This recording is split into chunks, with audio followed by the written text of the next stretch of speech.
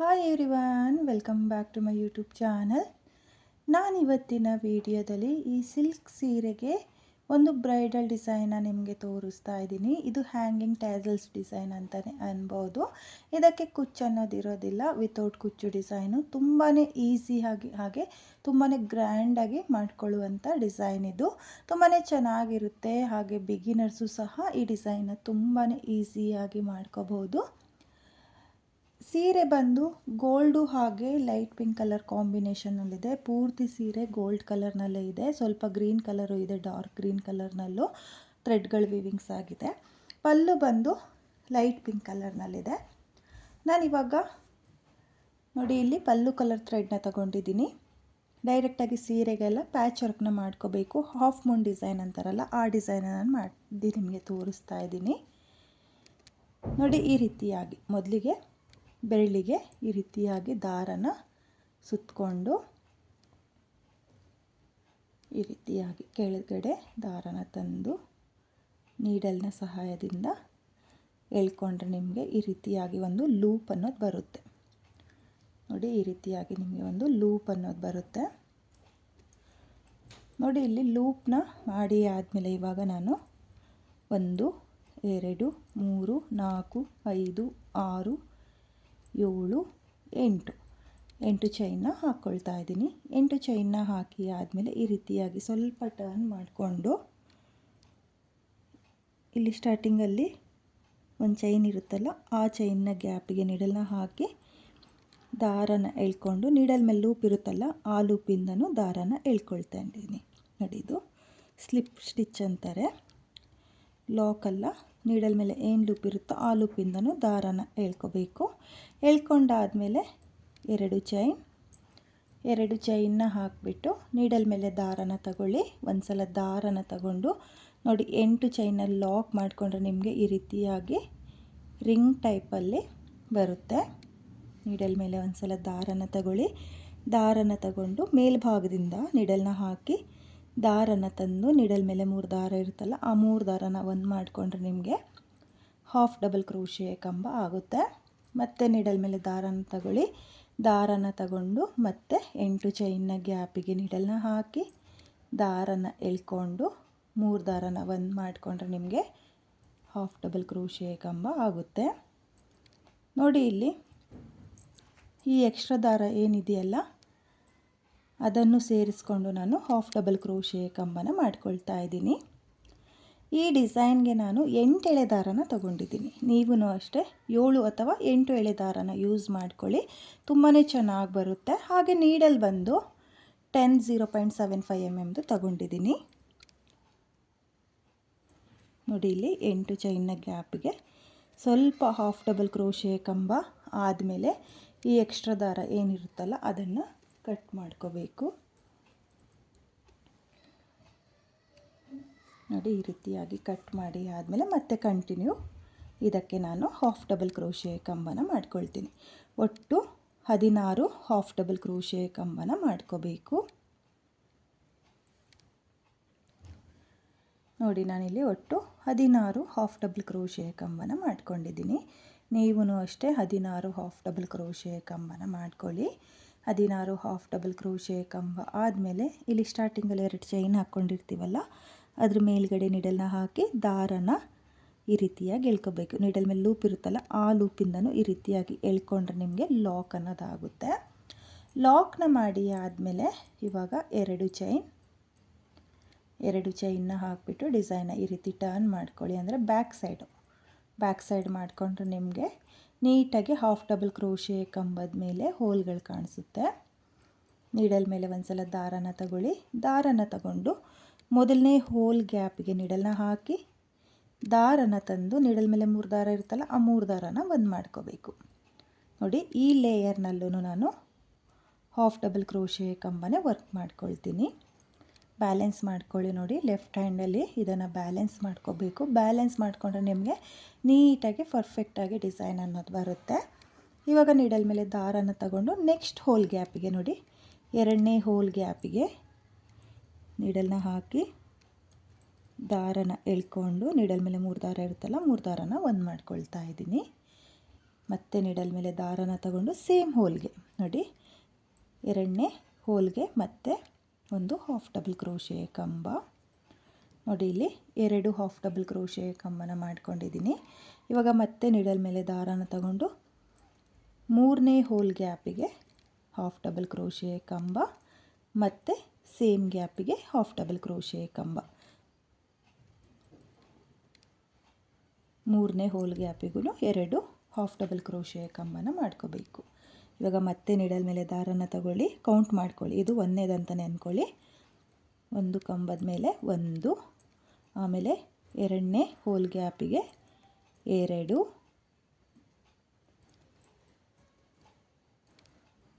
3ನೇ ಹೋಲ್ ಗ್ಯಾಪಿಗೂ 2, 1 2 2 1 2 2 ಈ ರೀತಿಯಾಗಿ ನೀವು ಡಿಸೈನ್ನ ಮಾಡ್ಕೋಬೇಕು. ಅಂದರೆ ಈ 2ನೇ ಲೇಯರ್ನ ನೀವು ಈ ರೀತಿಯಾಗಿ ಕೌಂಟಿಂಗ್ಸಲ್ಲಿ ಮಾಡ್ಕೋಬೇಕು. ನೋಡಿ 1 2 2 1 2 2 ಈ ರೀತಿಯಾಗಿ ಪೂರ್ತಿ ಕಂಪ್ಲೀಟ್ ಮಾಡ್ಕೊಳ್ಳಿ.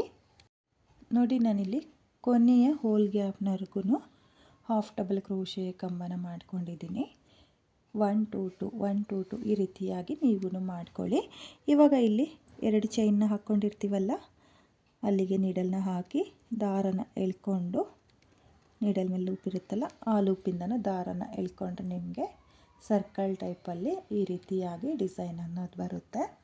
ಇವಾಗ ಮತ್ತೆ 2 ಚೈನ್ನ ಹಾಕಿ ಮತ್ತೆ ಡಿಸೈನ್ನ ಟರ್ನ್ ಮಾಡ್ಕೋಬೇಕು. ಟರ್ನ್ ಮಾಡಿ ಆದಮೇಲೆ ಇವಾಗ ಮತ್ತೆ ನೀಡಲ್ ಮೇಲೆ ದಾರನ ತಗೊಳ್ತಾ ಇದ್ದೀನಿ. ನೋಡಿ ಇವಾಗ 3ನೇ ಲೇಯರು.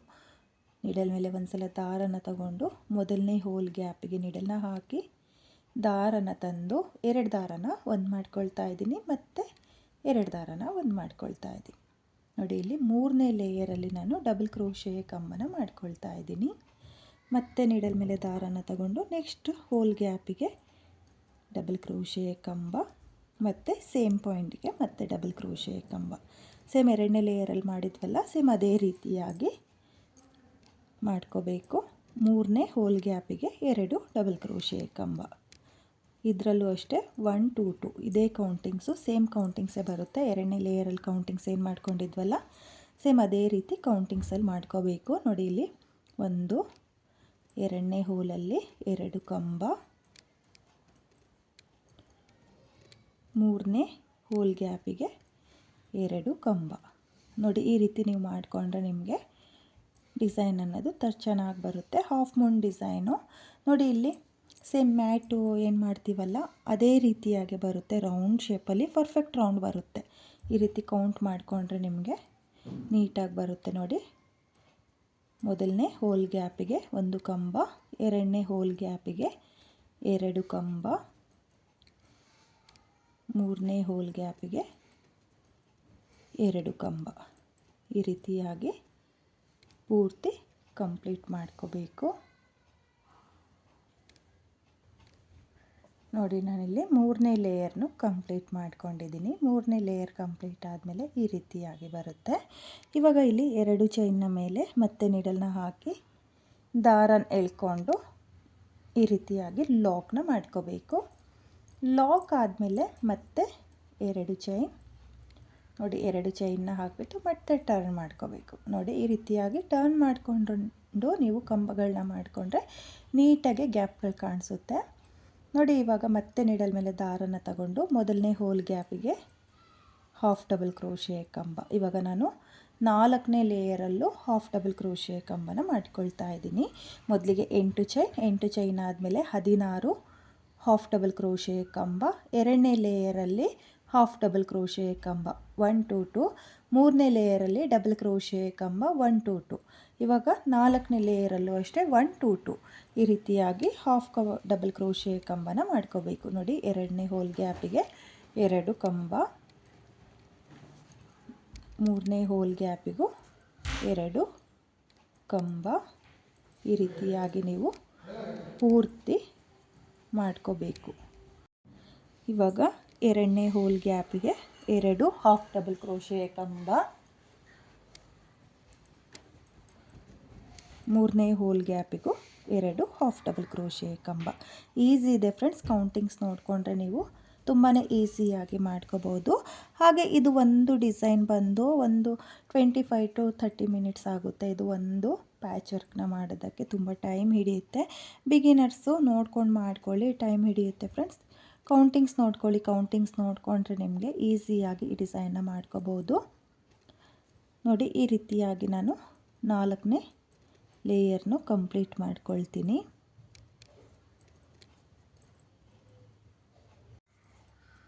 ನೋಡಿ, ನಾನಿಲ್ಲಿ 4ನೇ ಲೇಯರ್ನು ಕೂಡ ಕಂಪ್ಲೀಟ್ ಮಾಡ್ಕೊಂಡಿದ್ದೀನಿ.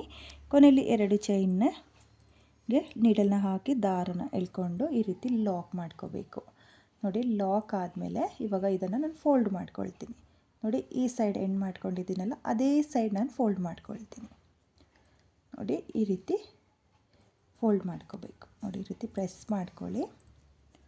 ಪ್ರೆಸ್ ಮಾಡಿಕೊಂಡ್ರೆ ನಿಮಗೆ ಹಾಫ್ ಮೂನು ನೀಟಾಗಿ ಬರುತ್ತೆ. ನೋಡಿ, ಈ ರೀತಿ ಪ್ರೆಸ್ ಮಾಡ್ಕೊಳ್ಳಿ. ನೀಟಾಗಿ 2 ಸೈಡು ಸಮಕ್ಕೆ ಬರೋ ಥರ ಪ್ರೆಸ್ ಮಾಡ್ಕೋಬೇಕು.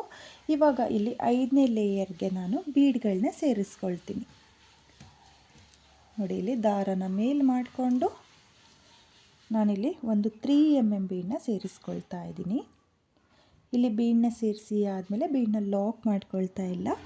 ಇಲ್ಲಿ ಹೋಲ್ ಗ್ಯಾಪ್ ಕಾಣಿಸುತ್ತೆ ನೋಡಿ, ಇಲ್ಲಿ ಸ್ಟಾರ್ಟಿಂಗಲ್ಲಿ ಈ ಹೋಲ್ ಗ್ಯಾಪಿಗೆ ಮತ್ತು ಬ್ಯಾಕ್ ಸೈಡ್ ಫೋಲ್ಡ್ ಮಾಡಿರ್ತೀವಲ್ಲ, ಸೇಮ್ ನೋಡಿ ಡೈರೆಕ್ಟಾಗಿ ಈ ರೀತಿಯಾಗಿ ನೀಡಲ್ನ ಸೇರಿಸ್ಕೋಬೇಕು.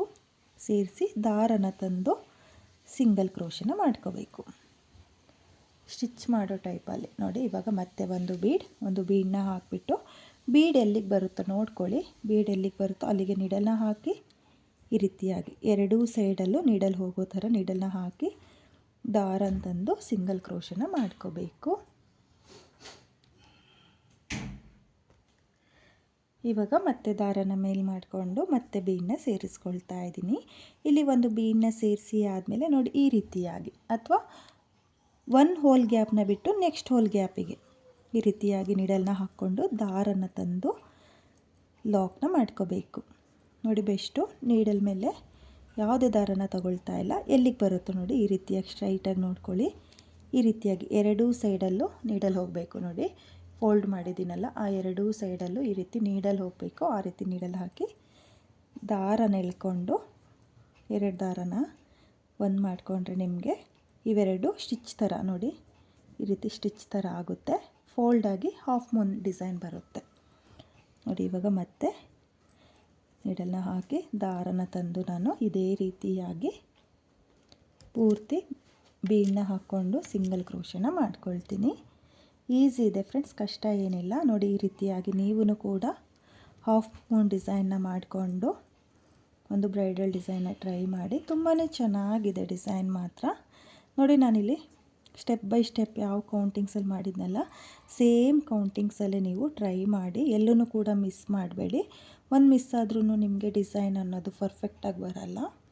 ಪ್ರತಿಯೊಂದು ಕೌಂಟಿಂಗ್ಸ್ನು ನೋಡಿಕೊಂಡು ನೀವು ಪ್ರತಿಯೊಂದು ಲೇಯರ್ಗಳನ್ನ ಮಾಡ್ಕೊಳ್ತಾ ಹೋಗಿ.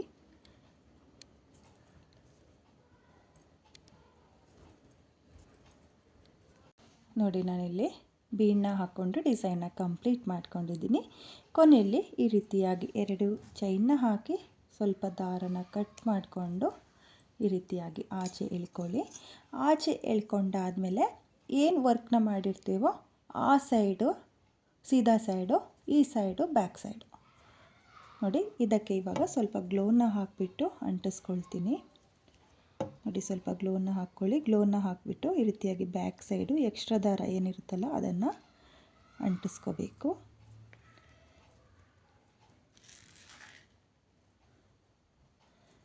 ನೋಡಿ, ಇಲ್ಲಿ ನಾನು ಈ ರೀತಿಯಾಗಿ ಹಾಫ್ ಮೂನ್ ಡಿಸೈನ್ನ ಮಾಡ್ಕೊಂಡಿದ್ದೀನಿ. ನೀವು ನೋಡ್ತಾ ಇರ್ತೀರಲ್ಲ.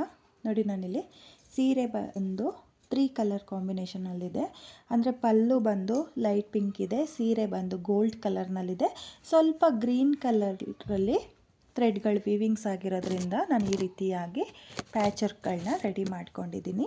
ಹಾಗೆ ಇಲ್ಲಿ ನನಗೆ ಪ್ಯಾಚ್ ವರ್ಕಿಗೆ ಒಟ್ಟು 19 ಬೀಡ್ಗಳು ಬಂದಿದೆ. ನಿಮಗೆ ಕಡಿಮೆನೂ ಬರ್ಬೋದು ಅಥವಾ ಒಂದು ಜಾಸ್ತಿನೂ ಬರ್ಬೋದು, ಹೆಚ್ಚು ಕಮ್ಮಿ ಆಗುತ್ತಷ್ಟೇ. ಏನು ಡಿಫ್ರೆಂಟ್ ಅಂತ ಅನಿಸಲ್ಲ. ನೋಡಿ, ಬ್ಯಾಕ್ ಸೈಡ್ ಎಲ್ಲನಕ್ಕೂ ಗ್ಲೋನ ಹಾಕಿಬಿಟ್ಟು ಅಂಟಿಸ್ಕೊಂಡಿದ್ದೀನಿ. ಬನ್ನಿ ಇವಾಗ ಈ ಪ್ಯಾಚ್ ವರ್ಕ್ನ ಯಾವ ರೀತಿ ಸ್ಟಿಚ್ ಮಾಡೋದು ಅಂತ ತೋರಿಸ್ತೀನಿ. ಮತ್ತು ನಾನು ಸೀರೆಗೆ ಪ್ಯಾಚ್ ವರ್ಕ್ನ ಮಾಡೋದಕ್ಕೂ ಮುಂಚೆನೇ ಈ ರೀತಿಯಾಗಿ ಮಾರ್ಕ್ನ ಮಾಡ್ಕೊಂಡಿದ್ದೀನಿ, ಕಾಣಿಸ್ತಾ ಇದೆಯಲ್ಲ ನೋಡಿ, ಈ ರೀತಿಯಾಗಿ ಮಾರ್ಕ್ ಮಾಡ್ಕೊಂಡಿದ್ದೀನಿ. ಒಟ್ಟು ನನಗೆ ಈ ಸೀರೆಗೆ 17 ಪ್ಯಾಚ್ ವರ್ಕ್ ಬರುತ್ತೆ. ಹಾಗಾಗಿ ನಾನು 17 ಪ್ಯಾಚ್ ವರ್ಕ್ಗಳನ್ನ ಆಲ್ರೆಡಿ ರೆಡಿ ಮಾಡ್ಕೊಂಡು ಇಟ್ಕೊಂಡಿದ್ದೀನಿ. ಇವಾಗ ಬನ್ನಿ ಸೀರೆಗೆ ಯಾವ ರೀತಿಯಾಗಿ ಪ್ಯಾಚ್ ವರ್ಕ್ಗಳನ್ನ ಸ್ಟಿಚ್ ಮಾಡೋದು ಅಂತ ತೋರಿಸ್ತೀನಿ. ನೋಡಿ, ನಾನಿಲ್ಲಿ ನಾರ್ಮಲ್ ಎಮ್ಮಿಂಗ್ ಸೂಜಿಗೆ ಸೀರೆಯ ಪಲ್ಲು ಕಲರ್ ಕಾಟನ್ ಥ್ರೆಡ್ನ ತಗೊಂಡಿದ್ದೀನಿ. ನೀವೂ ಅಷ್ಟೇ ಕಾಟನ್ ಥ್ರೆಡ್ನ ತಗೊಳ್ಳಿ. ಈ ರೀತಿಯಾಗಿ 4 ಎಳೆ ಕಾಟನ್ ಥ್ರೆಡ್ನ ತಗೋಬೇಕು. ಅದನ್ನು ಡಬಲ್ ಮಾಡಿಕೊಂಡ್ರೆ 8 ಎಳೆ ಕಾಟನ್ ಥ್ರೆಡ್ ಆಗುತ್ತೆ. ಸ್ವಲ್ಪ ಲೈಟ್ ಕಲರಲ್ಲೇ ಇದೆ ನೋಡಿ. ಈ ರೀತಿಯಾಗಿ ನೀವು ಕಾಟನ್ ಥ್ರೆಡ್ನ ತಗೊಂಡು ಮೊದಲಿಗೆ ಪಲ್ಲುಗೆ ಈ ರೀತಿಯಾಗಿ ಬ್ಯಾಕ್ ಸೈಡಿಂದ ಸೂಜಿನ ಹಾಕಿ ದಾರನ ಎಳ್ಕೊಂಡು ಈ ರೀತಿಯಾಗಿ ಮಿಡಲಿಂದ ಮತ್ತು ನೀಡಲ್ನ ಹಾಕಿ ಒಂದು ನಾಟ್ನ ಹಾಕ್ಕೋಬೇಕು ನೋಡಿ. ಈ ನಾಟ್ನ ಹಾಕ್ಕೊಂಡ್ರೆ ಈ ರೀತಿಯಾಗಿ ನಿಮಗೆ ಲಾಕ್ ಆಗುತ್ತೆ. ಲಾಕ್ ಆದಮೇಲೆ ಇವಾಗ ನಾನಿಲ್ಲಿ ಬೀಡನ್ನ ಸೇರಿಸ್ಕೊಳ್ತೀನಿ ಸೂಜಿಗೆ. ನೋಡಿ, ಇಲ್ಲಿ ಒಂದು 8 mm ಬೀಡನ್ನ ಸೇರಿಸ್ಕೊಳ್ತಾ ಇದ್ದೀನಿ. 3 mm ಬೀಡ್ಗಿಂತ ಸ್ವಲ್ಪ ದೊಡ್ಡ ಸೈಜ್ ಬೀಡಿದು.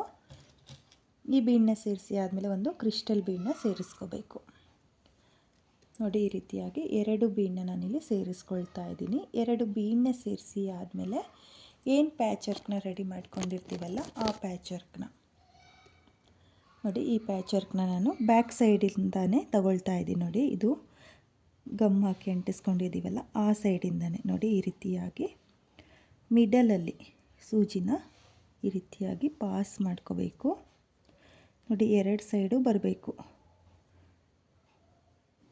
ನೋಡಿ. 2 ಸೈಡು ಈ ರೀತಿ ಸೂಜಿ ಬರಬೇಕು.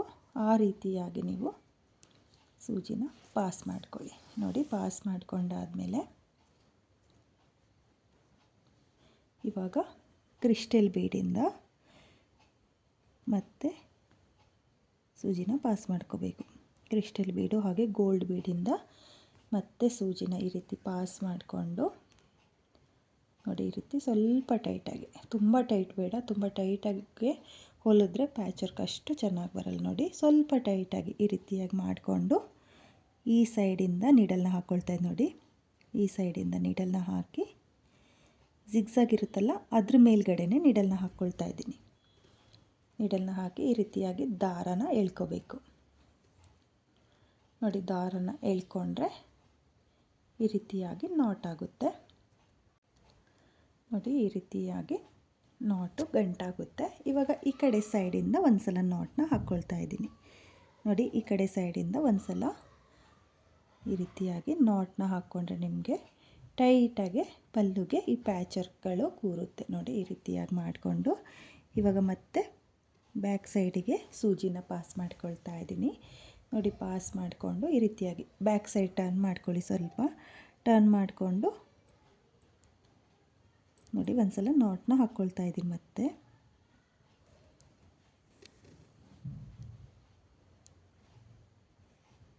ನೋಡಿ ಈ ರೀತಿಯಾಗಿ ನಾಟ್ ಹಾಕ್ಕೊಂಡು ಮತ್ತು ಗೋಲ್ಡ್ ಬೀಡು ಹಾಗೆ ಕ್ರಿಸ್ಟಲ್ ಬೀಡಿಂದ ಸೂಜಿನ ಪಾಸ್ ಮಾಡಿಕೊಂಡು ದಾರನ ಕಟ್ ಮಾಡ್ಕೋಬೇಕು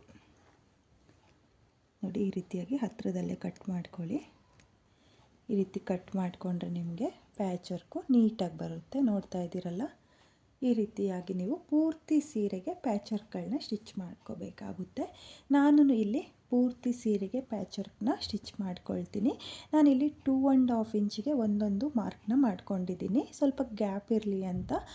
ಅದೇ ಸಾಕಾಗುತ್ತೆ, ಅಂದರೆ ತುಂಬ ಹತ್ತತ್ರನೂ ಹಾಕ್ಕೊಳ್ಳೋಕೆ ಹೋಗಬೇಡಿ. ನಾನು ಮೀಡಿಯಮಲ್ಲಿ ಸ್ಟಿಚ್ಗಳನ್ನ ಮಾಡ್ಕೊಳ್ತಾ ಇದ್ದೀನಿ. ನೀವು ಇನ್ನೂ ದೂರ ಬೇಕು ಅಂದರೆ 3 ಇಂಚಿಗೆ ಒಂದೊಂದು ಪ್ಯಾಚ್ ವರ್ಕ್ಗಳನ್ನ ಸ್ಟಿಚ್ ಮಾಡ್ಕೊಳ್ಳಿ.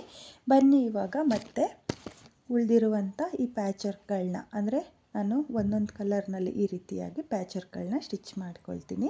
ಪ್ಯಾಚ್ ವರ್ಕ್ಗಳನ್ನ ಸ್ಟಿಚ್ ಮಾಡಿ ಆದಮೇಲೆ ಡಿಸೈನ್ ಯಾವ ರೀತಿಯಾಗಿ ಕಾಣಿಸ್ತಾ ಇತ್ತು ಫೈನಲ್ ಲುಕ್ ಅಂತ ತೋರಿಸ್ತೀನಿ. ನಾನಿಲ್ಲಿ ಪೂರ್ತಿ ಸೀರೆಗೆ ಪ್ಯಾಚ್ ವರ್ಕ್ಗಳನ್ನ ಸ್ಟಿಚ್ ಮಾಡ್ಕೊಂಡಿದ್ದೀನಿ. ನೀವು ನೋಡ್ತಾ ಇರ್ಬೋದು, ಪ್ಯಾಚ್ ವರ್ಕ್ಗಳನ್ನ ಸ್ಟಿಚ್ ಮಾಡಿ ಆದಮೇಲೆ ಫೈನಲ್ ಲುಕ್ ಈ ರೀತಿಯಾಗಿ ಬಂದಿದೆ. ತುಂಬಾ ಚೆನ್ನಾಗಿ ಕಾಣಿಸ್ತಾ ಇದೆ.